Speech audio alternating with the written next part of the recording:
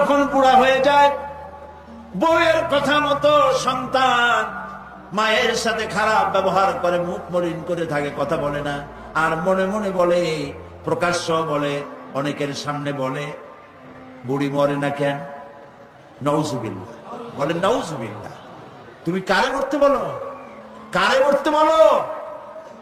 তোমার মা তোমার যখন অসুখ হয়েছে, যত্ন করেছি, বুকের সাথে আগলায় ধরেছে, সারা রাত শিওরে বসে বসে, বিদ্যুৎ ছিল না ঘরে, কেরোসিনের ল্যাম্প জ্বালায়া, চেরাগ জ্বালায়া কোরআন শরীফ তেলাওয়াত করেছে, আর শেষ রাতি দুইখানা হাত রব্বুল আলামিনের দরবারে তুলে দিয়ে কেঁদেছে, রব্বুল আলামিন, আমার বাঁচাগণকে আমার জীবনের বিনিময় আল্লাহ তুমি বাঁচাইয়া দাও।